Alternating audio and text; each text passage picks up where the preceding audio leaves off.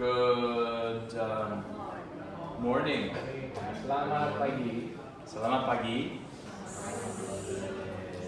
Hopefully you are still excited about Nehemiah, yes? Harapannya masih tetap semangat ya untuk belajar Nehemia. And I want to share some of these quotes here. We'll pray, but I want to start with this before we pray. Sorry. Saya mau bagikan satu tipan ya. Kita akan berdoa, tapi saya mau bagikan ini dulu sebelum kita berdoa.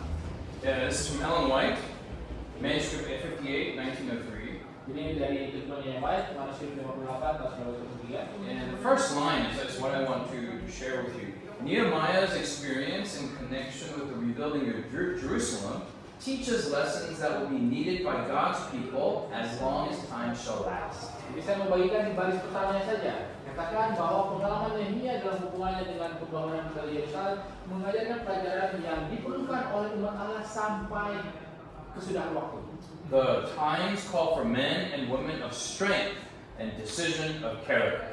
Jadi waktu di mana diperlukan para pria dan wanita yang memiliki kekuatan dan kekuatan karakter. And then she quotes from Ephesians there. And then at the end says, the enemy will mingle his evil with every good work that is done if the workers are not on guard. Thus he seeks to spoil God's purposes. Lalu kemudian ini ada kutipan dari ayat di Efesus 6 yang menjadi kuat di dalam Tuhan mengenai kebenaran kita Allah. Lalu kalimat tadi katakan bahwa musuh akan mencampurkan kejahatannya dengan setiap pekerjaan baik yang sementara dilakukan jika para pekerja tidak berjaga-jaga. Dengan demikian dia mencoba untuk menggagalkan rencana Allah. So this is not just a Bible study just for curiosity's sake. Jadi ini bukanlah soal bagaimana pembelajaran Alkitab cuma karena kita pengen tahu aja. This is really needed for every man, every woman to understand the ministry, the leadership, and the service of Nehemiah. Tapi ini ada diperlukan kan bagi setiap pria dan wanita yang mau mempelajari tentang kepemimpinan daripada Nehemia untuk setiap pelayanan ke depannya. Let's have a word of prayer together, shall we? Mari kita satu dalam doa. Father in heaven, we ask that we may glean more of truth from the book of Nehemiah. Bapa, kami berdoa sehingga kami boleh mendapatkan lebih banyak lagi kebenaran-kebenaran di dalam kitab Nehemia ini. Bless the teaching of the workshop through the translation, through the understanding, and through the teaching. Berkatilah pengajaran di workshop ini, melalui pengajarannya, melalui penerjemahannya, dan juga tentunya melalui apa yang dipelajari sekarang ini. And Father, as this promise says, we want to be on guard.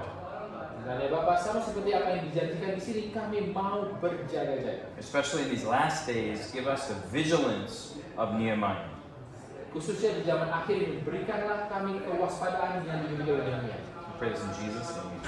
Kami berdoa di dalam nama Yesus. Amin. Oh, you can speak in Indonesian or English or whatever, or Indonesiglish is whatever you want to say. But what are some things you remember about yesterday? Jadi boleh dalam bahasa Indonesia atau Inggris, apa yang diingat dari kemarin pelajarannya? Beberapa hal yang diingat dari kemarin. Too often in our digital society, we digest, we consume. Jadi seringkali ya di dalam kehidupan digital kita sekarang ini, seringkali kita cuma hanya konsumsi aja. But when we ask, what do you remember? We're like, Tapi kalau ditanya ingat apa, lalu kemudian awal semua. Okay, you can translate. And so reflection and higher level of thinking, of reflection, needs to take place with this church. Jadi kita perlu ya meditasi atau mengulang kembali refleksi supaya ada tingkatan pemikiran yang lebih tinggi supaya kita bisa mengalami lebih lanjut. What do you remember from yesterday? Apa yang saudara ingat dari kemarin? Some of you don't even remember what you eat for breakfast this morning. Berapa dari Anda mungkin nggak ingat makan pagi tadi apa? But don't look at your notes. Tapi jangan lihat catatan. Close your eyes and Mata. don't do the Buddhist thing. No. Bukan kita mau meditasi Buddhis gitu. But think on yesterday. What did God teach you yesterday? Tapi ingat kemarin apa yang Allah ajarkan kemarin. Anyway. When we have problems, those things we disagree. One pray, and we have to make our planning regarding the problem Okay? And make the how to solve the problem. To solve the problem, use that method. Amen. Amen. Jadi tadi dikatakan bahwa dalam setiap kali kita menghadapi masalah kita perlu berdoa, tetapi juga melakukan perencanaan-perencanaan, lalu kemudian kita terapkan apa yang sudah kita pikirkan dan rencanakan. And then praying and planning together. Okay, thank you. Berdoa dan berencana bersama. Ya. Anyone else? Ada yang lain? What do you remember from yesterday? Apa yang diingat dari kemarin? Sorry? How to pray. Oh, you didn't ask. Yeah, how to pray. Bagaimana How berdoa? to pray. Angels are speaking. It's how to pray. The 4 parts. Yeah. 4 bagiannya. Very good. Very good. Yes, sister. Before we build the wall, Mm-hmm. we need to know our God. Mm-hmm. Mm-hmm. Oke, jadi sebelum kita membangun kembali temboknya, kita harus memahami karakter kita.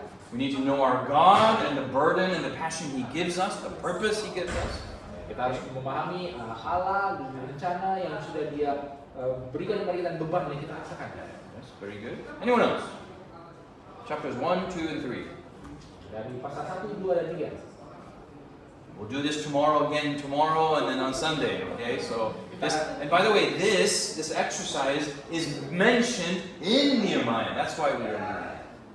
Dan kita akan lakukan ini besok dan juga hari Sabtu nanti, karena ya apa yang kita lakukan sekarang ini disebutkan di Nehemia, dan makanya kita lakukan hari ini. Don't be afraid to be wrong. Jadi jangan takut salah. If you're going to be wrong, be confidently wrong. Kalau memang harus salah, biarlah salah dengan percaya diri. What do you remember from anything else from yesterday? Yes. We learned from Nehemiah about leadership. The leader must build up, use the power of words Yes. to encourage the fellow. And then he is the one who will lead the example. He cannot only say, but he must do what.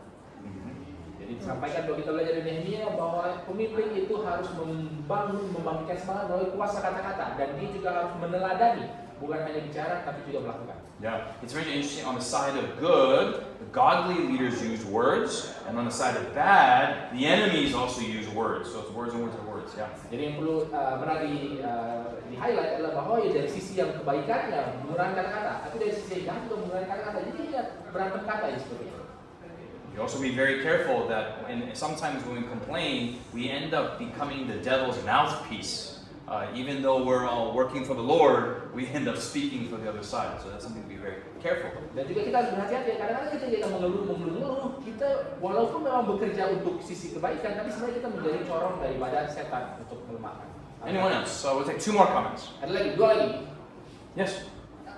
To make the project done quickly, you need to work. Everyone has their own part. Untuk supaya proyek itu bisa berjalan dengan lebih cepat, maka setiap orang itu ada bagiannya.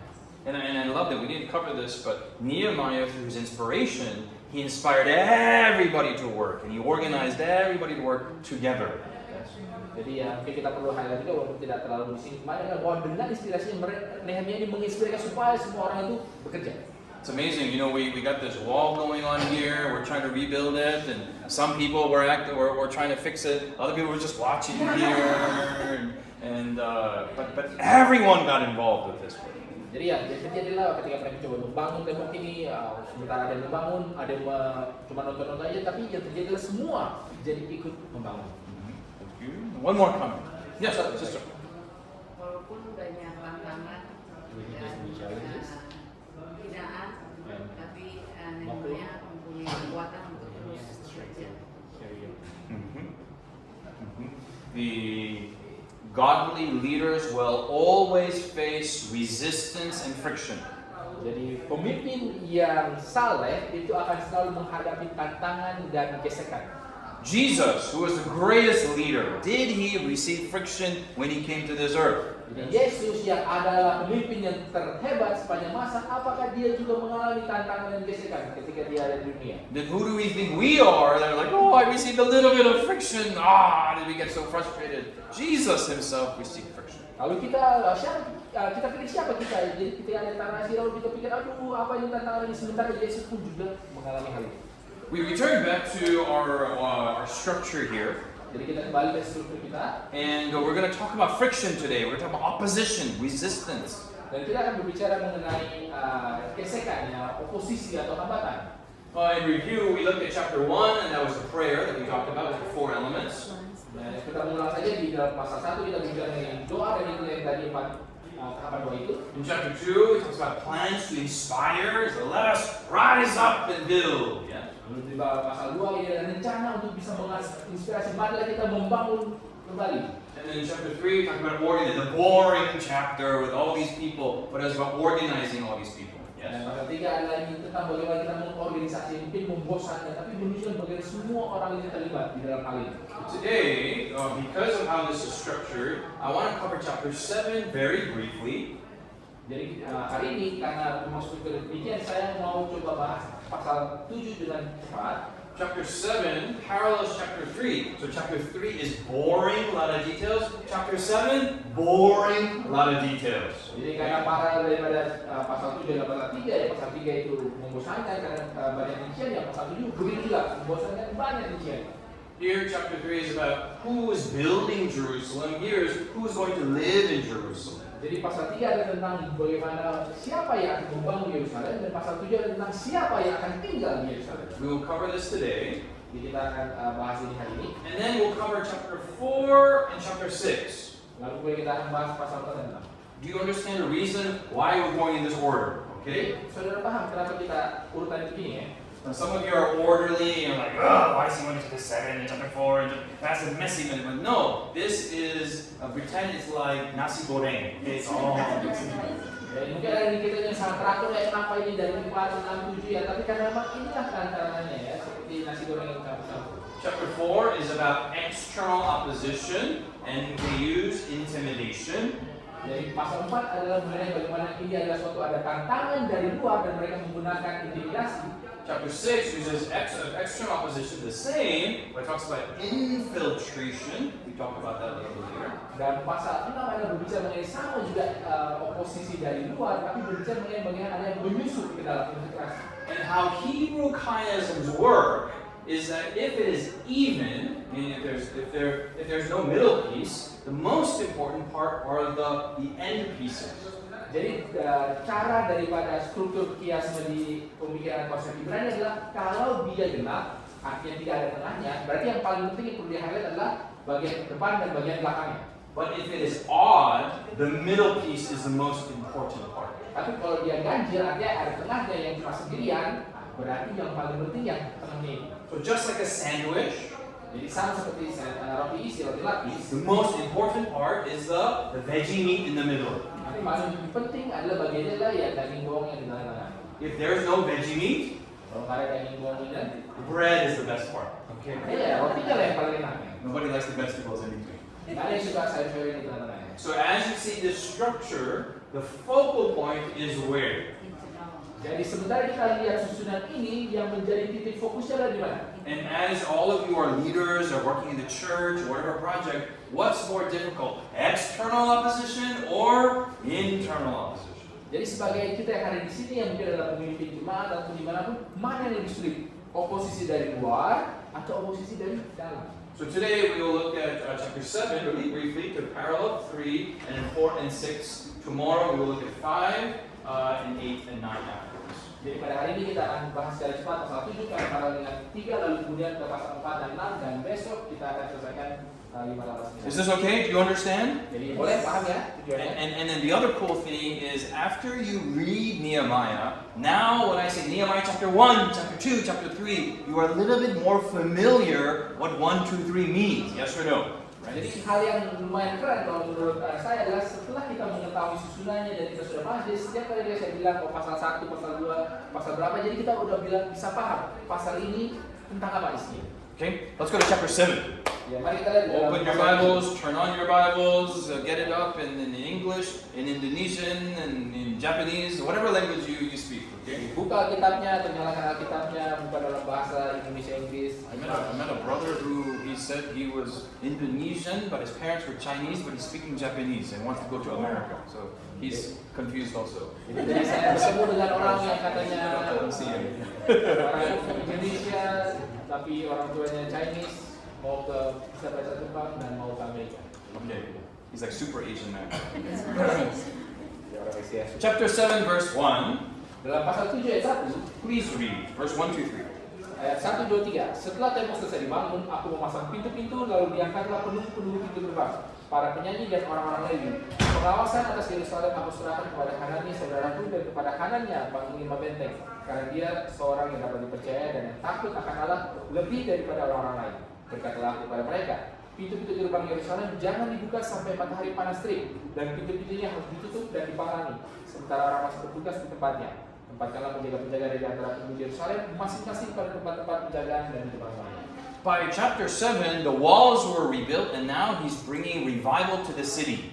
Jadi pada pasal yang ke-7, temboknya itu sudah dibangun, selesai dibangun, dan dia sedang membuat suatu kebangkitan di kota itu. In verse 3, he closes the gates because he wants to make sure those who are inside the city are loyal people, that there's no enemies who are coming inside. Jadi di dalam ayat ketiga dikatakan bahwa pintu-pintu gerbang harus ditutup supaya dia bisa memastikan bahwa orang-orang yang tinggal di Yerusalem adalah orang yang setia dan tidak ada orang yang dari luar musuh yang datang menyusup.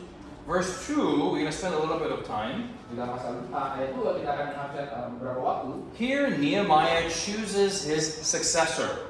Dan di sini Nehemia memilih orang yang akan melanjutkan tugas daripada Nehemia. In business, there's something called founder syndrome. Dan di dalam dunia bisnis ada satu hal yang disebut sebagai sindrom pendiri. That the person who started the organization Bahwa orang yang mendirikan ini organisasi ini wants to hang on to the organization. mau dia pegang terus di organisasi. And sometimes they're involved in all the decisions that the organization goes down, but they refuse to let go. Dan kadang-kadang mereka begitu terlibat dengan semua pengambilan keputusan, jadi walaupun organisasi ini mulai menurun, tapi mereka menolak untuk lepas. Founders are very good in making something arise out of nothing. Jadi para pendiri ini adalah orang-orang yang lebih sangat bagus ketika mau membuat sesuatu dari yang tidak ada. The founder needs to now train other people, disciples, and give it off to somebody and have it become a healthy organization that can go to other levels after him. Tetapi apa yang perlu dilakukan oleh pendiri ini harus bisa memuridkan orang lain untuk melatih sehingga mereka bisa melanjutkan dan membawa organisasi ini mungkin ke dalam tingkatan yang lebih tinggi setelah dia tidak ada lagi. So you hear about church elders who are 90 years old and they're still the head elder. Jadi mungkin sudah pernah dengar ketua jemaat yang sudah 90 tahun tapi masih ketua satu dia. I don't know about Indonesia, but in Korea, the older you are, the more holier you are. Saya tidak tahu kalau di Indonesia, tapi kalau di Korea semakin tua itu semakin suci dia. And they said, until I die, I will be the leader of the church.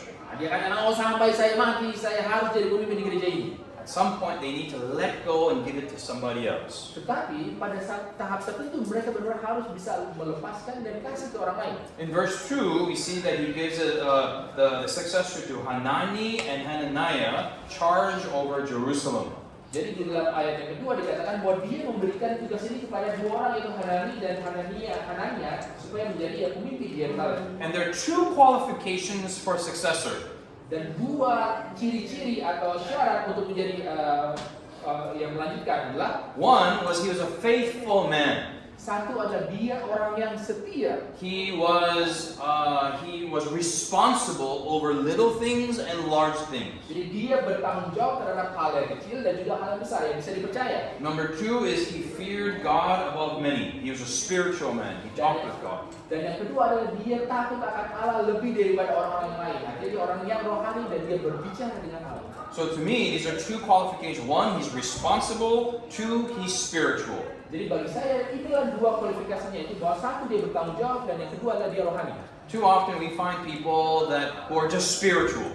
Ya seringkali kita hanya mendapati orang yang dia hanya rohani aja. They have no skill set. Mereka ini nggak punya keahlian, They kemampuan. have no responsibility. Mereka ini nggak pernah bisa pegang tanggung jawab. They're just praying. Mereka ini berdoa. Praying is good. Jadi berdoa itu bagus ya. But at some point you need to stop praying and do something. Tapi pada saat titik tertentu kita harus berhenti berdoa dan lakukan sesuatu. And then there's the other extreme. Dan di ekstrem yang sisi yang lainnya, These people are doing. mereka hanya kerja. And they're doing so much they have no time to pray, no time to consult. They're not waiting for God. They think they are God. Jadi pada saat itu mereka terlalu sibuk bekerja, mereka tidak berkonsultasi, mereka tidak menantikan Tuhan, mereka pikir mereka Allah.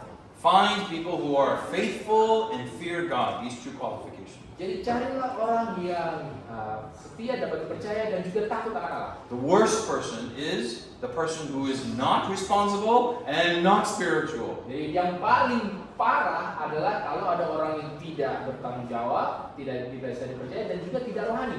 And usually you need to find leaders right when you're starting to be the leader. You find your replacement right away. Jadi biasanya adalah kita harus kapan mulai mencari penggantinya adalah ketika kita mulai memimpin. Nah, pada saat itu sudah harus mulai mencari pemimpin berikutnya. The rest of the chapter talks about, there's lots of names there. If you have your Bible, you can see the names. It's a boring chapter. Yeah? Jadi sisa daripada pasal ini, kalau saudara buka Alkitab, kalau ini cuma nama, banyak sekali nama, membosankan ya. We can read verse 4, 5, 6, just 4 and 5, please. 4 and 5. Nah, kita baca ayat 4 dan 5. Adapun kota itu luas dan besar, tapi penduduknya sedikit dan rumah-rumah belum dibangun. Maka Allahku memberikan dalam hatiku rencana untuk mengumpulkan para pemuka, para penguasa dan rakyat supaya mereka dicatat dalam silsilah. Lalu kedapati daftar silsilah orang-orang yang lebih dahulu berangkat pulang. Dalam daftar itu kedapati tertulis. And in verse 6 we see there's names there, verse 7 more names, and then the rest of the chapter are names of people who their genealogy was connected to Jerusalem. Jadi di dalam ayat 6 ada nama-nama, ayat 7 nama lagi, dan sisanya itulah semua nama-nama daripada orang yang silsilahnya yang terdapat orang-orang yang tinggal di Yerusalem. I don't know if you have this in Indonesia. Jadi saya nggak tahu apakah ini ada di Indonesia. Koreans have genealogies. Jadi orang Korea itu punya daftar silsilah. My genealogy is like this big. It's a book. Jadi kalau yang lebih silsilah saya ya seperti buku ini, tebalnya segini. It's covered in leather. Ini ada di covernya kulit. And the paper is like rice paper. It kind of looks like a Bible. Dan kertasnya ini kayak kertas ya, apa ya, kertas minyak ya. Jadi seperti Alkitab lah. The ancient Asian people, they did not read from left to right, but they read from right to left. Jadi orang Asia yang berbahasa mereka nggak menulis dari kiri ke kanan, tapi dari kanan ke kiri. And now you open the first page. Dan kita buka halaman yang pertama. And my family, my last name is Kim. Dan silsilah saya, yang marga saya di Kim. There are many types of Kims, maybe different clans of Kims. Jadi ada banyak ya clan dari Kim. You have the Bandung Kim and the Manado Kim and the Surabaya Kim and the Papua Kim. They're very long time ago Papua Kim. All types of Kim. Jadi ya semua Kim dari macam-macam negara, macam tempat lah ya. And my ancestor was from 2,000 years ago. Dan leluhur saya ini dicatat 2000 tahun lalu. The first page is a picture of my grandfather. Jadi di halaman pertama itu adalah gambar daripada yang mungkin kakek-kakek buyut-buyut saya. And the next page you go is now his sons. The next page are their sons and their sons. And next 40 pages are their sons. And next 30 pages are their sons. Each generation, just page after page after page after page. Jadi mungkin halaman keduanya adalah anak-anak mereka, lalu kemudian 30 halaman berikutnya anak-anak yang ini, lalu kemudian halaman 40 halaman berikutnya dari anak-anak yang dari cabang yang lain. Pokoknya berpuluh-puluh halaman hanya silsilah. If you are famous, Kalau kamu itu ada orang yang terkenal, your name is mentioned, jadi namanya itu disebutkan, and there's a little box dan ada satu kotak, that describes what you did. ada yang menceritakan apa pencapaiannya. You know, my great-great-grandfather, the one who invented kimchi, or whatever he did. Mungkin kakek buyut saya dia yang bikin kimchi pertama, apapun itulah. If you're not famous, Kalau kamu nggak terkenal, no box, nothing. It's just it moves on to the next jadi nggak ada person. boxnya, nggak ada apa-apa nggak ditulis sama. Because of Confucianism, no women were mentioned.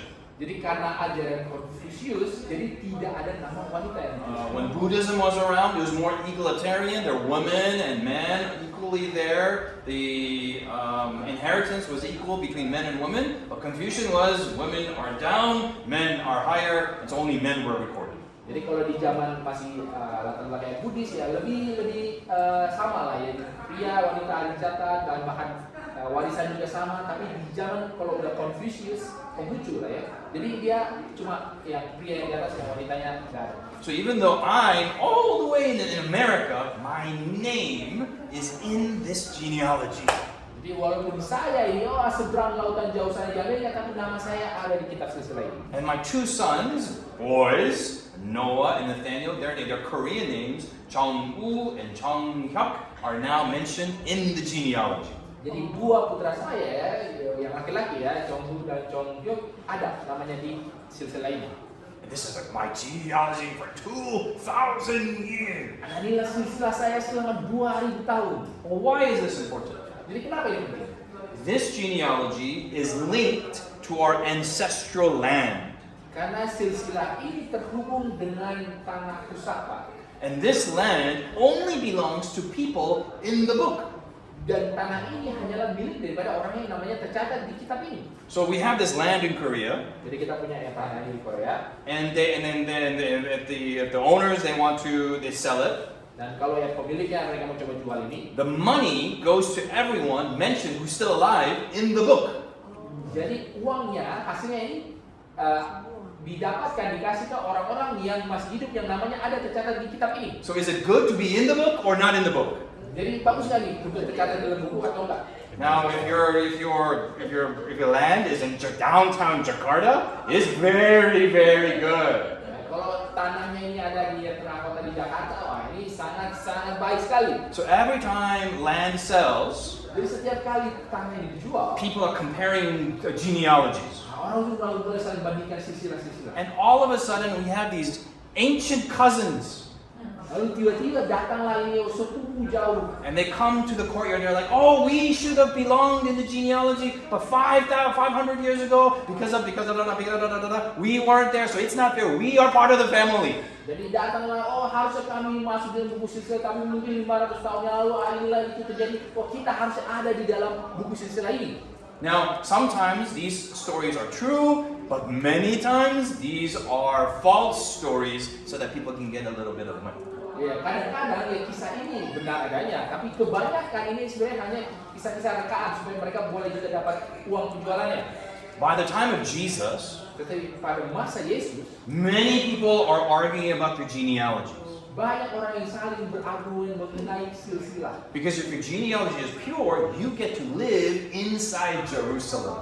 Karena kalau silsilahnya itu masih murni, wah ini boleh tinggal di dalam Yerusalem. So everybody is bringing their genealogies and showing the lawyers and the scribes and the leaders to prove their citizenship in Jerusalem. Jadi mereka itu ya bawalah semua itu catatan sejarah, catatan silsilah dan dikasih lihat kepada para pembesar Alkitab dan juga para pengacara di sana supaya membuktikan bahwa kewargaan mereka ada di Yerusalem. In Korea, something happened. We have the Korean War. Di Korea ada sesuatu yang terjadi ya, kita mengalami ini perang Korea. We also the Japanese came, and similar with Indonesia, the Japanese messed up our history. Yes. Dan kemudian orang Jepang datang ya sama seperti di Indonesia, orang Jepang ini yang mengacaukan ini They sejarah. said, no more kimchi, you only eat sushi, and that's the problem that we have there. Nah, itu adalah masalahnya, nggak boleh lagi makan kimchi, harus makan sushi aja. And what they did is many of them they burned the genealogies. Jadi apa yang dilakukan adalah bahwa banyak dari mereka membakar silsilah ini. Good thing is my family comes from North Korea. We're not communist, but North Korea. That somebody still had a copy of the genealogy. Ya untungnya keluarga saya yang di Korea Utara ya, walaupun kita buat komunis, tapi ada orang yang masih punya silsilah ini. But today, when there's land disputes, people get very upset because their genealogy was destroyed, or they lost it, or there's no record. Tapi sekarang kalau ada misalnya sengketa tanah, orang itu sangat ya marah sekali ya kalau ya silsilahnya itu apakah rusak, apakah hilang, apakah udah nggak tahu kemana. Just like the Korean War, in verse 6, you had Babylon came and they took away many of the Jews, yes? For 70 years. Jadi sama seperti perang Korea yang di ayat 6 dikatakan bahwa terjadi juga bahwa orang Babel itu datang dan mereka mengambil umat Israel dalam masa penguasaan selama 3 tahun. So when they came back, many people were upset, saying, oh, we lost our genealogy. and only those who had it could go inside Jerusalem. Jadi ketika mereka akhirnya boleh balik pulang, banyak orang yang itu sedih dan marah ya karena kita sudah kehilangan silsilah ini. Padahal hanya orang yang namanya tercatat dalam silsilah boleh masuk ke dalam tinggal di kota Yerusalem. So from verse 8 to verse 59, you have all these names. Yes, you see in your Bible. Yes. Jadi di dalam ayat 8 sampai 59 itu hanya nama-nama ya, saudara bisa lihat di dalam Alkitab. So in verse 60, the Nethinims are mentioned. Verse 63, the priests are mentioned. There are all these people out there. Jadi ayat 60 para pekerja atau budak disebutkan, di dalam ayat 63 para imam dan seterusnya disebutkan semua di situ. Now verse 64, please read 64. Dan di dalam ayat 64 baca, mereka itu menyelidiki apakah nama mereka tercatat dalam silsilah, tetapi karena itu tidak didapati, maka mereka dinyatakan tidak akhir untuk jabatan imam. Okay, there are some people, because their genealogy was not there, they could no longer live in Jerusalem. Jadi bagi beberapa orang, karena silsilah mereka tidak didapati di sana, mereka tidak boleh lagi tinggal di dalam. The whole point is this: in Christianity, later on when Jesus and Paul comes, Paul says, "Do not worry about your genealogy." Dan poinnya ini adalah ketika Yesus datang dan kemudian Paulus datang, mereka mengatakan jangan khawatir soal silsilahnya. And Paul says the Jews, they argue foolishly about their genealogies. Ya orang Paulus katakan orang Yahudi mereka berargumen secara bodoh tentang silsilah. And he says this: Dan dia katakan ini, don't worry about your genealogy, don't worry about your bloodline.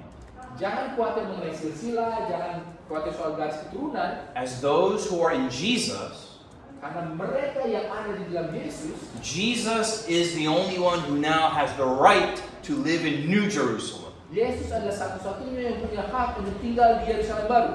So don't worry about your genealogy, worry about getting to be in Jesus. Jadi jangan lagi khawatir mengenai silsilahnya di mana, tetapi pastikanlah kita ada di dalam Yesus. The great question is, how many of you want to live in the New Jerusalem? Pertanyaan yang baik adalah berapa banyak dari kita yang mau tinggal di Yerusalem baru? And rather than your works of trying to get into Jerusalem, worry about being connected with Jesus. Jadi daripada semua usaha yang dilakukan supaya bisa masuk ke dalam Yerusalem baru, tapi bagaimana supaya kita boleh terhubung dengan Yesus? And this is the great joy we have as Christians. Dan ini suatu sukacita besar yang kita miliki sebagai orang Kristen. That Brother Wilson and I, we are genetically different.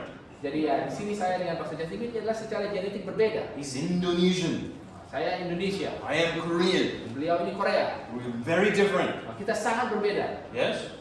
But in Jesus, Tetapi di dalam Yesus, Jesus' blood flows through him. jadi darah Yesus itu mengalir di dalam tubuh beliau, Jesus' blood flows through me. dan darah Yesus juga mengalir di dalam saya. So that in Jesus, I have more in common with him than another genetic Korean.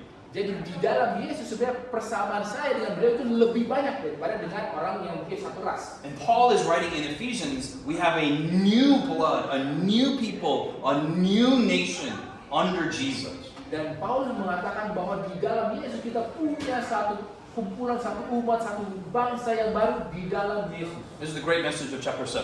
Amen? Ini adalah satu kabaran yang baik di dalam pasal 7. It has nothing to do with leadership, but has to do with our salvation. Amen? Ini nggak berhubungan dengan kepemimpinan, tapi berhubungan dengan keselamatan kita.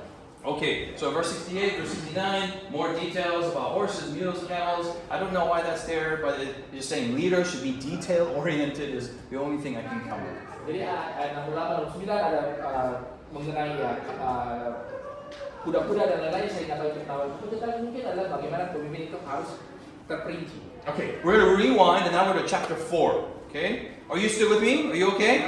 Kita mundur dan kita mulai dari chapter 4. Jadi masih sadar ya. Okay, chapter 4. Now this is the hard part. This is where Nehemiah is going to be boxing and fighting with some of the enemies of God. Nah ini yang lagi serunya. Di sini lah dimana Nehemia ini akan yang bertinju dengan musuh-musuh Allah. The enemy, the first tactic, the first weapon that the enemies use is mockery. Jadi musuh ini salah satu taktik pertama yang mereka gunakan adalah olok-olok.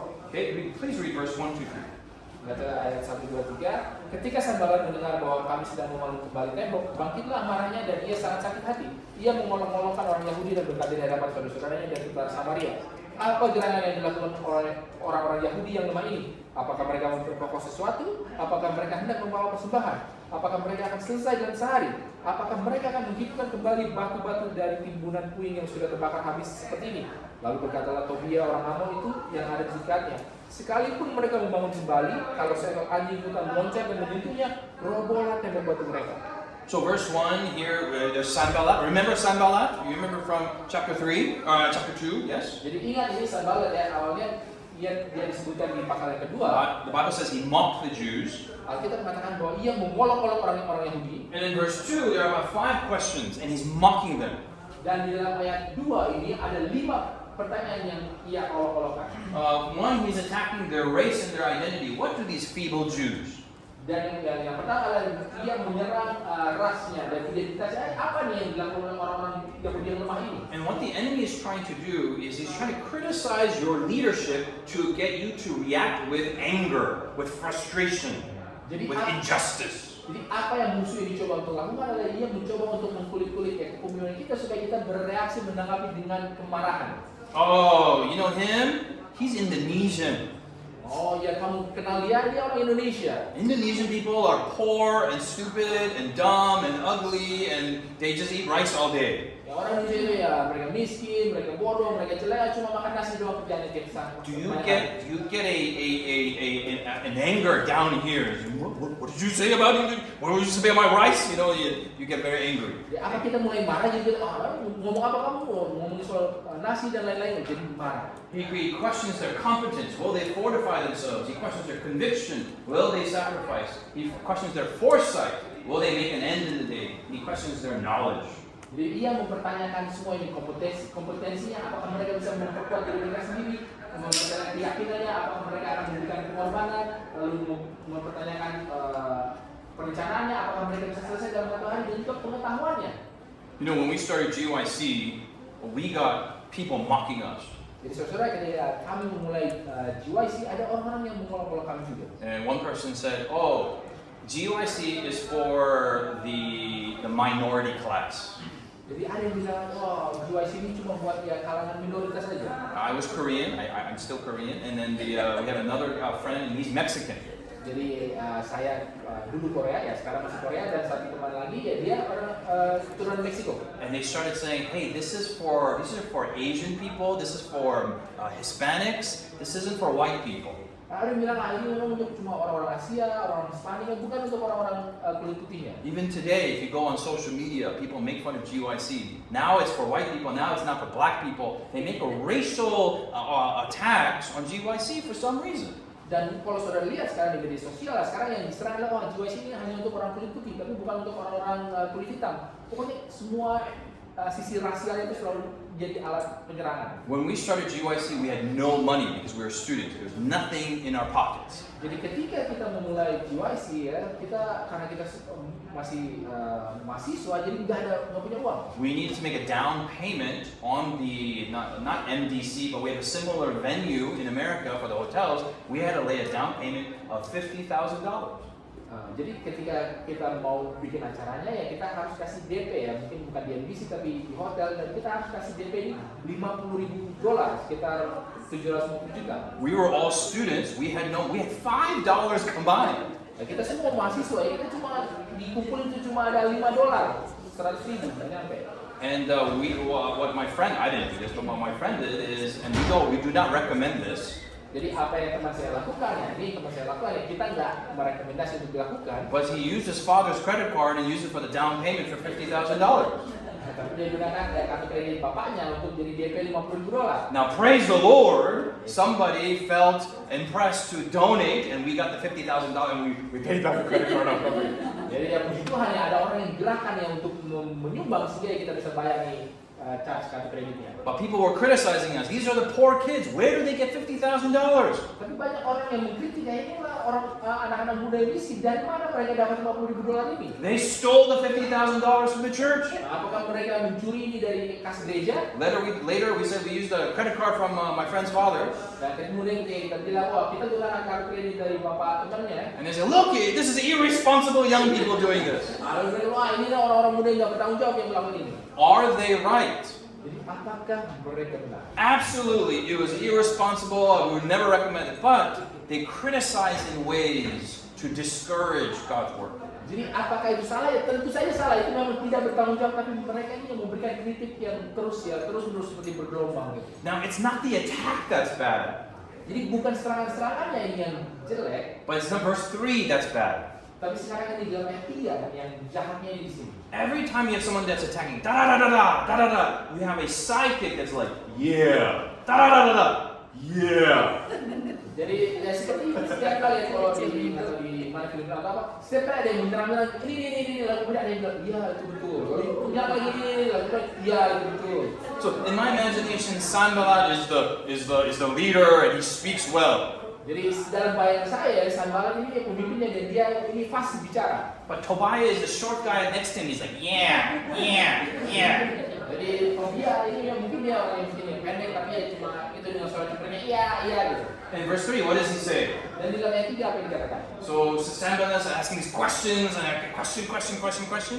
And in verse 3, Tobiah says, yeah, even if a fox goes up, it will fall down. Dari dalam ayat 3 ini mulai si Tobia bicara. Jadi kan Sanballat tadi bilang pertanyaan-pertanyaan, tapi kemudian di dalam ayat 3 Tobia bilang, iya kalau ada anjing hutan meloncat, dia akan rubuh gitu.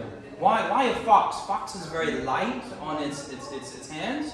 So this is so not made well that even if a fox goes up, these rocks are going to fall down. Jadi kenapa anjing hutan atau rubah ya? Karena ya mungkin anjing hutan itu langkahnya ringan dan dia nggak terlalu besar, jadi dihinggapi anjing hutan aja bisa rubuh.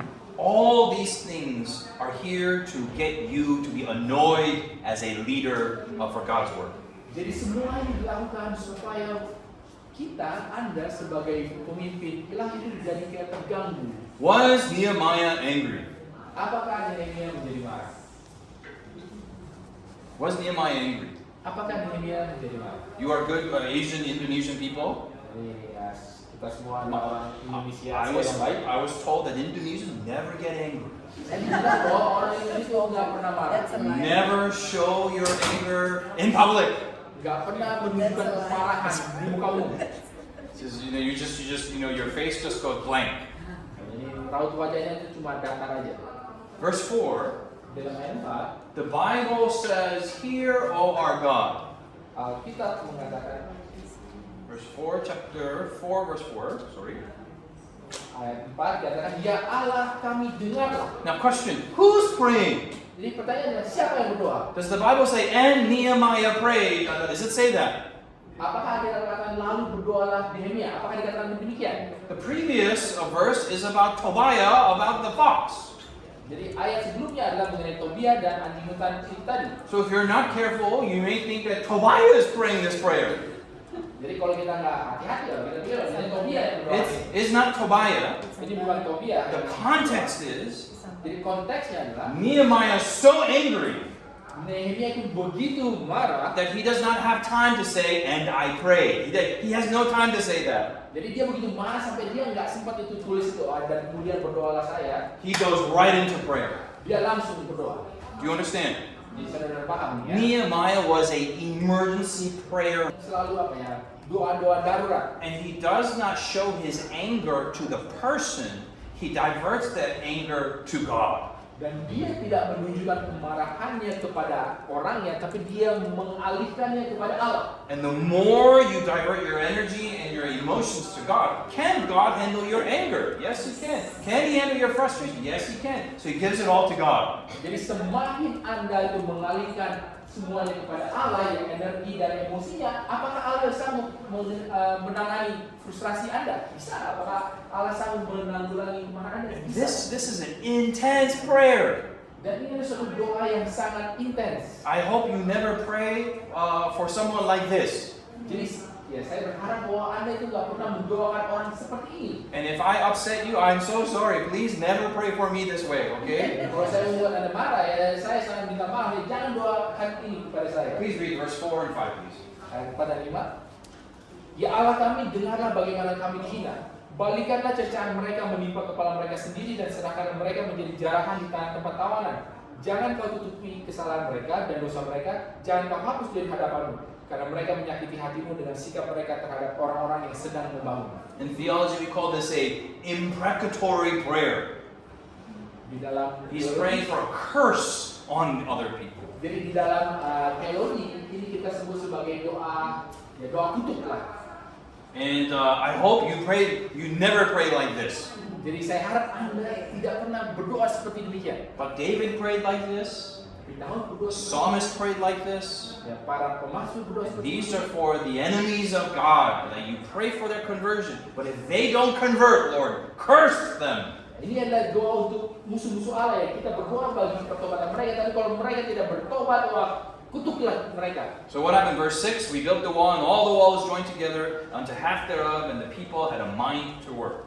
Ayat 6, tetapi kami terus membangun tembok sampai setengah tinggi dan sampai ujungnya bertemu karena seluruh bangsa bekerja dengan segenap hati. Where there is movement, there is friction. We covered this yesterday, yes? Jadi kita sudah bahas ini kemarin ya. Ketika ada pergerakan akan ada gesekan. And also the vice versa. Where there is friction, there is movement. Dan kebalikannya juga betul.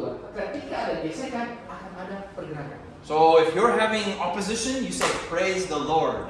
Something is happening. Jadi kalau kita menghadapi tantangan, hambatan, kita harus memuji Tuhan bahwa oh ya sesuatu sedang terjadi. Okay, verse 7. Dalam ayat 7, You see Sanballat. Remember Sanballat? He's from the north, yes? jadi ingat ada Sanballat ini dari utara ya. Yeah, Tobiah, he's from Papua. He's from the east, yes? Tobia dia ada dari sisi timurnya. Then you have the Arabians, they're from the south, they're from Australia, yes? Dan ada orang-orang Arab yang mereka dari selatan. And then with the Ammonites, we talked about that. And then there's a new group. Who's this new group? Called the Ashdodites. Jadi dan orang Amon kita sudah bahas mereka. Dan ada kelompok yang baru yaitu orang-orang Asdod. Siapa ini orang-orang Asdod? Where is Ashdod? Di manakah Asdod ini? It's in Sumatra in the west, okay? Ini ada di sebelah mana sisi barat. I'm sorry if you're from Sumatra. I'm just trying to use geography to help you understand. Itulah. So while God's people are getting stronger, the enemies of God are also surrounding Jerusalem. Jadi sementara umat Allah ini menjadi semakin kuat, maka musuh-musuh Allah juga berkumpul mengelilingi mereka. How would you feel as Indonesians that all of a sudden Jadi bagaimana saudara akan merasa kalau sebagai orang Indonesia tiba-tiba Malaysia says today we will declare war on Indonesia, orang Malaysia bilang oh hari ini kita akan perang dengan Indonesia. and we've connected with Papua New Guinea Kemudian ada hubungan dengan orang dari PNG, and Australia lalu orang Australia juga. and India. Oh iya. It's a funny war. The four countries are now uniting, and now we will now conquer. Would you be afraid? How would you react? Jadi empat negara ini kemudian kita akan menaklukkan Indonesia. Jadi apa reaksi kita? Apa kita akan menjadi takut? All this is designed to make you afraid and to stop the work. Jadi semua ini dirancang untuk membuat orang-orang takut dan berhenti bekerja. Verse 8, they conspired all of them together to come and fight against Jerusalem and to hinder it. Verse 9, nevertheless, we made our prayer unto our God, set a watch against them day and night because of them. Jadi ayat 8 istilah mereka mengadakan kesepakatan bersama untuk memenuhi Yerusalem dan mengadakan kekacauan di sana, tetapi kami berdoa kepada Allah kami dan mengadakan penjagaan terhadap mereka siang dan malam karena sikap mereka. So when you're afraid the most, what does Nehemiah do? Jadi ketika mereka itu paling takut ya, apa yang dilakukan oleh Nehemia? Does he ever retaliate? Apakah dia pernah membalas? No, he goes to prayer Tidak, dia and berdoa they continue working. lalu kemudian terus And I bekerja. love verse 9, it's a day and night. Nah, saya suka di dalam ayat ke-9 dikatakan siang dan malam. Verse 14, Nehemiah uses encouragement. And what does he say, verse 14? Be ye not afraid of them. Remember the Lord who is great and terrible. Fight for your brethren, your sons, your daughters, your wives, and your... This is awesome. This is like military movie kind of rhetoric coming out. Jadi di ayat 14 dikatakan Nehemia ini berkata, janganlah kamu takut terhadap mereka, ingatlah kepada Tuhan yang besar dan dahsyat, dan berperanglah untuk saudara-saudaramu, untuk anak-anak lelaki dan anak-anak perempuanmu, untuk istrimu dan rumahmu. Jadi bisa kita bayangkan ini seperti orang jenderal yang lagi perang dan berusaha menginspirasi, mendorong semangat daripada pasukan. And what happened? Verse 15, this is the result. Dan apa yang terjadi di ayat 15? Ini hasilnya ayat 15. Ketika didengar musuh kami bahwa rencana mereka sudah kami ketahui dan bahwa Allah telah menggagalkannya, maka dapatlah kami semua kembali ke tembok masing-masing ke pekerjaannya. What happened? Apa yang terjadi? I don't know what happened. Ya, The Bible doesn't record what happened. Alkitab tidak mencatat apa yang terjadi. But the Bible says God brought their counsel to nothing. Tapi Allah di Alkitab mencatat bahwa Allah telah menggagalkannya. So India, Australia, Papua New Guinea, and Malaysia, the world wars coming together, it just went away. And what did they do? They just continued working. I love it. Jadi ya mungkin dari ilustrasinya ya, dari Australia, Papua New Guinea, Malaysia, semua tiba-tiba langsung selesai gitu aja dan mereka kembali kerja. Okay, verse 17, they built the wall, they bear burdens, and those that laid it, everyone with their hands were on the work, and the other hand held a weapon. Katakan lalu kemudian ayat 17, yang membangun di tembok orang-orang yang memikul dan mengangkut melakukan pekerjaannya dengan satu tangan dan dengan tangan yang lain mereka memegang senjata. So Nehemiah as a leader, he's training the people. With one hand you build, and one hand you fight. Jadi Nehemia ini melatih orang-orang yang sebagai pemimpin ya, dengan satu tangan kamu membangun kerja, lalu dengan tangan yang lain ya kamu berperang dengan senjata. I don't know how they did, but in my imagination is like, you put the brick on, you put the cement and brick, and it's like ching ching more brick, and then it's balancing both left hand and right hand together. Jadi saya nggak tahu apa yang terjadi, tapi dalam bayangan saya mereka yang mungkin taruh batanya, taruh semuanya di satu tangan, tapi tangan yang lain mereka berperang dengan pedangnya. Verse 18. Di dalam ayat 18, Everyone had a sword by their side. setiap orang berikatkan pedang pada pinggangnya. And then he says he sounded, the one that had the trumpet was next to me. Dan berbicara bahwa dan di sampingku berdiri peniup sangkakala. Why a trumpet? Jadi kenapa trompet sangkakala? Biblical leaders must utilize communication, use the best method for communication. Jadi para pemimpin yang Alkitabiah harus menggunakan komunikasi dengan cara yang terbaik. Communication needs to be wide, Jadi komunikasi itu haruslah keseluruhan and communication needs to be fast. dan komunikasi itu juga harus cepat. And so a trumpet is very loud, it goes out, Dan makanya sangkakala itu begitu suara yang begitu nyaring and it's instant, yes? dan langsung terdengar ya, instan. What would happen if he didn't have a trumpet and he wrote little messages? Jadi apa yang terjadi kalau dia nggak punya sangkakala dan dia tulis dia kata-kata ini? Nehemiah's like, the enemy is coming, let's retreat. Lalu kemudian yang tuliskan, musuh datang, mari kita melarikan diri. He folds the paper, gets the little boy, and the boy goes to the other castle. Is like, oh, we're retreating. Okay, fold it. Go to the next guy. And by the time he goes to the whole camp, the enemy has already come and they're dead. Ya, jadi bisa dibayangkan kalau Nehemia dikasih ke anak kecil lalu mulai lari, terus kasih ke orang buka, oh kita harus kabur, lalu kasih ke orang sebagainya, sampai seluruhnya dapat, wah itu terlambat. Musuh sudah datang dan mereka pasti sudah habis semua. What if he had a little trumpet guy and it was like, retreat, everyone retreat, fight. It's instantaneous communication. Tapi kalau ada orang dengan sangkakala ya tiup trompet, jadi oh ya kita harus kabur atau oh ya kita harus perang. Jadi komunikasi dengan instan. When GYC got started, we utilized cell phones for the first time in 2002. Jadi ketika GYC itu dimulai, kita menggunakan telepon genggam pertama kali yaitu tahun 2002. And we connected my cell phone with somebody else's cell phone, and we created our first teleconference using three-way calling. Jadi ya kita sambungkan ya HP saya lalu ke orang lain, kita bikin ini telekonferensi pertama dengan tiga orang. And because you have a wider field of communication, you can actually pull from better talent because your geography is wider. Jadi karena kita terhubung, terkoneksi, maka kita bisa melihat orang-orang yang bertalenta dan karena cakupan kita, jangkauan kita itu lebih luas. So verse 21, 22, and 23 talks about commitment. They fought until the stars appeared, until the rising of morning. Jadi ayat 21, 22, dan 23 berbicara mengenai komitmen yang mereka berperang sampai bintang-bintang muncul sampai matahari terbit. In verse 23, they were so busy, they were so committed, they didn't even wash their clothes. They smelled, but they smelled for Jesus. Amen? Di dalam ayat 23 dikatakan mereka begitu sibuk, mereka begitu komitmen sampai mereka itu nggak mandi, mereka itu mungkin udah bau semua, tapi mereka bau demi Yesus. Okay, I want to end with this quote for chapter 4. Nehemiah's confidence in divine help was contagious. Jadi saya mau tutup ayat pasal 4 ini dengan satu tujuan ini dikatakan bahwa kepercayaan diri Nehemia terhadap Allah, pertolongan ilahi begitu menular. So Nehemiah's leadership was not about you do this and you do this and let's go do this. It was his commitment, his faithfulness bled over to other people. Jadi kepemimpinan Nehemia itu bukanlah tentang kamu lakukan ini, tapi bagaimana kepercayaannya itu melimpah ruah sampai orang itu juga terkenal. How many of you want to say, Lord, give me the imperviousness, the flint-facedness of Nehemiah?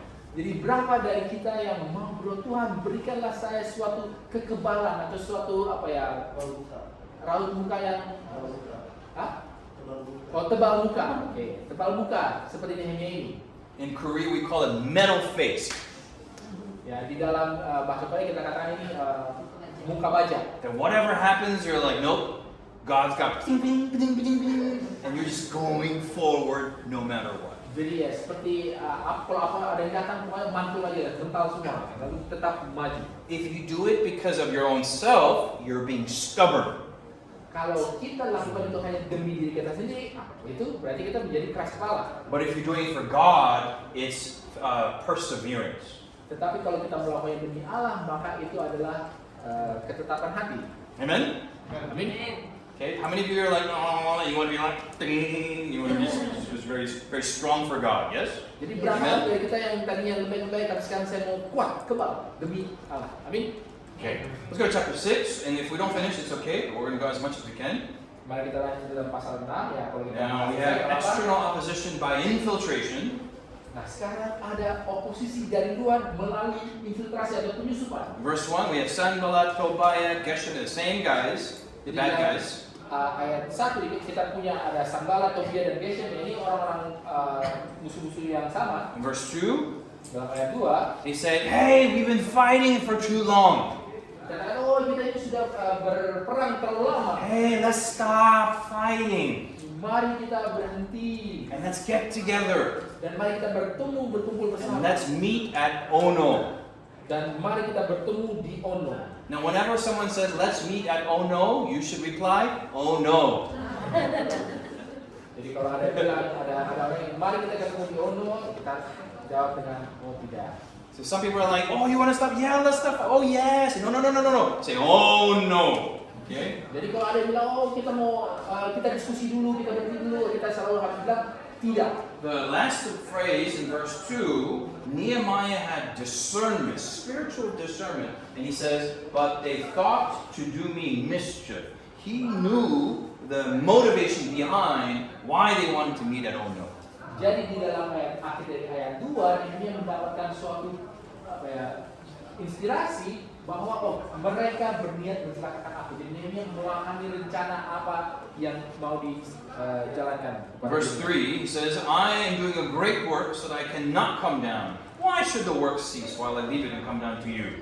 Lalu di dalam ayat itu dikatakan aku tengah melakukan suatu pekerjaan yang besar. Aku tidak bisa datang. Untuk apa pekerjaan ini terhenti oleh sebab aku meninggalkannya dan pergi kepada kamu. And they use a tactic called persistence. They tried 4 more times. Dan kemudian mereka melakukan taktik yang disebut tetap berusaha terus. Mereka kasih ini 4 kali. They called Nehemiah, let's meet at Ono. Mereka panggil Nehemia bilang, oh ya kita ketemu di Ono. They text messages with it, let's meet at Ono. Mereka kirim SMS, ayo kita ketemu di Ono. A WhatsApp message, Ono. Kemudian di WhatsApp juga, di They went on Facebook at ono.com, let's go to Ono conference. Let's meet Ono 4 more times. Lalu kemudian ya, Facebook atau apa, website itu 4 kali mereka sampaikan, ayo kita ketemu di Ono. And then they use gossip. Lalu kemudian mereka pergunakan ini gosip. Sanballat, his servant, unto me, then sent Sanballat, his servant, unto me like a manner the 5th time with an open letter in his hand. Di dalam ayat yang kelima dikatakan lalu dengan cara yang sama untuk 5 kalinya Sanballat mengirim seorang anak buahnya kepadaku yang membawa surat yang terbuka. So long time ago you had paper, yes? Jadi dulu sekali ya mungkin kita ada kertas ya. Paper. Jadi kertas di belum seperti ini. Yeah. And if this is secret, you take a little bit of wax, you put it, and you seal it. Jadi kalau ini suatu dokumen rahasia ya kita ambil sedikit lilin lalu kemudian kita taruh di sini. It's a closed letter. Ini surat yang tertutup. So even the messenger cannot see what's inside there. Maka bahkan pembawa pesannya itu nggak bisa lihat apa yang tertulis di dalamnya. You know, when I was in school, in elementary school, Jadi waktu saya masih sekolah di SD, I was the teacher's favorite student. saya ini adalah murid kesayangan dari guru. And she said, Justin, come here. Dan dia selalu bilang, Justin sini. I have a special note that you must go to the principal's office. Can you deliver it? Saya punya ini pesan yang perlu disampaikan ke kepala sekolah. Kamu antar ini. And she just folded it. Dan dia cuma lipat. And she gave it to me. Dan dia kasih di saya. I said, yes, I will. Ya, ya tentu saya I took akan it. lakukan. Saya ambil. I went, walking. And then when the teacher was far away, Dan kalau ketika gurunya udah jauh, what do you do? apa yang dilakukan? You know, there's some kind of information. You know, like, oh no, this Kevin is being kicked out of school. Oh no. Oh. Kemudian ya ada pesan, oh ini ada mau di DO, apapun itu lah pesan. This is an open letter. Ini surat yang terbuka. Now, these guys were very smart. Nah, orang ini sangat pintar. They wrote, instead of a closed letter, they wrote an open letter so that the message could spread out by words. Jadi gantinya menulis surat yang tertutup, kalau mereka menulis surat terbuka sehingga apa? Pesan yang ada di dalam surat ini bisa tersebar melalui perkataan-perkataan. Look how careful this is. Dan lihat bagaimana kehati-hatiannya di sini. Imagine I write to the conference president, Jadi bayangkan kalau saya nulis ke ketua conference and I said I write an email, dan saya tulis email and in the to it says conference president. dan kepada ketujuannya ditulis ketua conference. And CC, you know CC? Dan kemudian kita CC ya. CC is everybody in Indonesia. Dan ya tembusan kalau saya tembusannya semua orang di Indonesia. Every Adventist in Indonesia. Semua umat Advent di Indonesia. My subject line is concern. Lalu di subjeknya adalah ada harus diperhatikan. And say, dear Mr. Conference President, Lalu saya tulis kepada ketua conference. I'm worried about my friend Pastor Wilson. Saya khawatir tentang teman saya, Pastor Wilson. I know it's not true, Saya tahu ini nggak benar. but I heard rumors that he smokes marijuana. Tapi saya dengar rumor bahwa dia ini ngeganja. I know it's not true, but I heard he has 15 wives. Ini saya tahu ini nggak benar, tapi katanya dia. I heard he's a Muslim, Saya dengar dia sebenarnya orang Islam. and he sells nuclear weapons to North Korea. Dan dia kasih jual senjata nuklir ke Korea Utara. I know this is not true, Saya tahu ini nggak benar, but I'm concerned about these rumors. tapi saya khawatir tentang rumor ini. I thought you should know. Saya kira kamu perlu tahu. Justin Kim, click send. Oke. Do I look good? Apakah saya kelihatan baik? I look good. Saya harus kelihatan baik ya. Who looks bad? Siapa yang kelihatannya jadi jelek? Does he have to say anything? Already everybody's like, what? He's got 50. You know, I saw him walking with some lady the other day, and there was like smoke coming out of his ears, and he's got some all these rumors. Ya, jadi tapi ya kalau ada orang yang baca ini tahu ini lalu kemudian dia ya betul kayak saya pernah lihat dia juga jalan sama cewek lain lalu kemudian pernah lihat asap apa sih pokoknya semuanya itulah. So in verse 5, Maka di dalam ayat 5 Sanballat sends an open letter, Sanballat mengirim surat yang terbuka and he says, I know it's not true, dan dikatakan bahwa saya tahu bahwa ini tidak benar, but I heard you're trying to rebel against the king. tapi saya dengar bahwa kamu tuh mau memberontak melawan raja. And if this rumor gets back to the king, is this bad trouble for Nehemiah? Yes, absolutely. Dan kalau kabar ini sampai ke telinga raja, apakah ini buruk untuk Nehemia? Ya tentu saja iya. So in verse 7 at the end it says, come now therefore, let us counsel together, come to Ono, let's talk. Jadi makanya di dalam ayat 7, makanya mari kita datang, mari kita berkumpul, mari kita diskusi di Ono, bicara. If this happened to you, Kalau ini terjadi pada Anda, would you get angry? apakah bakal marah? Man, what are you talking about? I don't smoke, I don't have 15 wives, I don't go to North Korea, you get all angry, yes or no? Mungkin kita akan marah, nggak mungkin lah saya nggak pernah merokok, saya nggak punya 12 istri, ke Korea aja belum pernah. What does Nehemiah do? Tapi apa yang dilakukan Nehemia? Verse 8, Ayat 8, I sent unto him, he replies the email, katakan ya aku mengirim orang kepadanya dengan balasan, jadi emailnya dibalas. and I love this verse, he says, there are no such things done as you say, but you are making them out of your heart. Kalau kemudian saya suka jawabannya ini, hal yang seperti kalau sebut itu tidak pernah ada, itu isapan jempol ke belakang. And he just says, send, click, go away. Dan dia sudah kirim, sudah selesai. Verse 9, Ayat 9. he says, for they all made us afraid, saying their hands shall be weakened for the work, that it shall not be done. And again, Nehemiah spontaneously prays and says, now therefore, O God, strengthen my hands. Katakan karena mereka mereka semua menafkahkan kami, pikirnya mereka akan membiarkan pekerjaan itu sehingga tak dapat diselesaikan. Lalu kemudian langsung ya seperti doa insan Nehemia, tetapi aku justru berusaha sekuat tenaga. Maksudnya, Tuhan kuatkanlah aku. Is Nehemiah a prayerful man? Jadi apakah Nehemia orang yang berdoa? Every time there's trouble, Setiap kali ada masalah, he prays. dia berdoa. Okay? Next one, false prophets. Berikutnya, nabi-nabi palsu. He says, verse 10, afterward he comes up and says, let us meet in the house of God. Ayat 10 katakan, ketika aku pergi ke rumah, mari kita bertemu di rumah Allah di dalam bait suci. So now Sanballat and Tobiah, now they're using false prophets to influence Nehemiah to come to the temple. Jadi sekarang Sanballat dan Tobia menggunakan nabi palsu untuk mempengaruhi Nehemia untuk datang ke bait suci. But Nehemiah was a lay person. If he went into the temple guards had every right to kill him on the spot.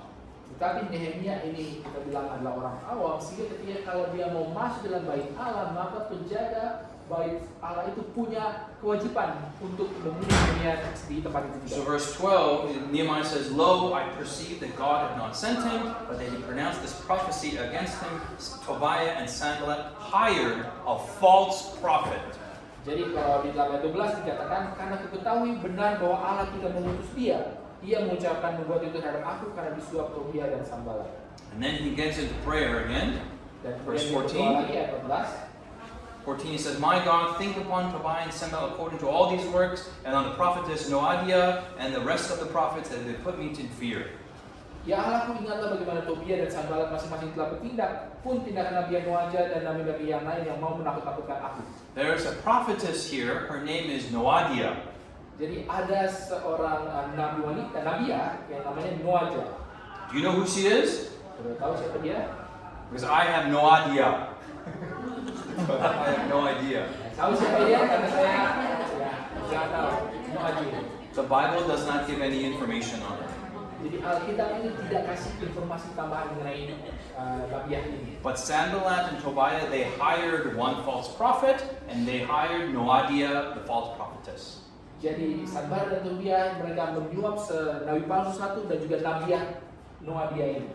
You know, Sanballat and Tobiah are very crafty. Yes. Jadi Sanballat dan Tobia ini ya sangat-sangat licik mereka. Okay, last verses here. We're finishing up here. Verse 15 and 16. Can you read for us, please? Dan ini ayat terakhir ayat 15 dan 16. Maka selesai tembok itu pada tanggal 25 bulan Elul dalam waktu 52 hari. They finished 52 days. Mereka selesai dalam 52 hari. Even today, with construction and modern standards and technology, it is very difficult to finish something in 2 months, a wall. It's very hard. Jadi mereka selesai dalam 52 hari dan bahkan di zaman modern ini dengan semua peralatan, alat-alat besar, alat beratnya adalah sangat sulit untuk menyelesaikan pembangunan tembok dalam kurang lebih 2 bulan. And please underline 16. Underline, highlight, color it, cut it out, put in a fortune cookie, put it in a refrigerator. Verse 16 is awesome. Okay? Verse 16. Perhatikan ayat 16 ini boleh di highlight, boleh dipotong, taruh di sebagai kutipan, taruh di tempel di kulkas. Ayat 16. Ketika semua musuh kami mendengar hal ini, takutlah semua bangsa sekeliling kami. Mereka sangat kehilangan muka dan menjadi sadar bahwa pekerjaan itu dilaksanakan dengan bantuan Allah kami. At the end, is that awesome? Even they perceive this is the work of God. Dan bukan ini sungguh luar biasa ya, bahkan mereka bangsa-bangsa lain musuh-musuh Allah menyadari bahwa ini adalah pekerjaan Allah. Whatever we do, Jadi apapun yang kita lakukan, it must be so good itu harus begitu bagus that even our enemies say, oh, you know, this is God's work. sehingga bahkan musuh-musuh kita pun mengatakan, tahu ini memang adalah pekerjaan kuasa Allah. So when GOIC got started, we want to make sure we start on time. Pada ketika GOIC dimulai, ya kita mau pastikan bahwa kita selalu mulai tepat waktu. Our registration process was perfect and very organized. Jadi proses registrasinya itu sangat sempurna dan sangat teratur. All of our finances, there was integrity. Di seluruh keuangan kami juga ada integritas. And we made sure that all the legal details were taken care of. Dan kami memastikan bahwa seluruh rincian-rincian kecilnya itu diselesaikan. We spent morning to evening working and morning to evening praying. Jadi kami menghabiskan pagi dan petang berdoa, pagi dan petang bekerja. And we can say by God's grace, those who did not like GYC when it started, they saw how good quality it was, and they said, wow, this is God's work, and they stopped criticism. Jadi pada saat itu mereka mungkin yang tidak senang di jiwa sini melihat betapa bagusnya kegiatan ini sehingga mereka berhenti dan mengatakan, oh ya. I want to end with the Spirit of Prophecy quote and one Bible verse, and we'll call it end today. Dan saya mau mengakhiri dengan satu kutipan dan satu ayat dan kita akan akhiri pada hari ini. The course of Nehemiah should have a strong bearing upon our minds as to the manner of meeting this kind of opponents. We should take all these things to the Lord in prayer, as Nehemiah made a supplication to God, while his own spirit was humbled.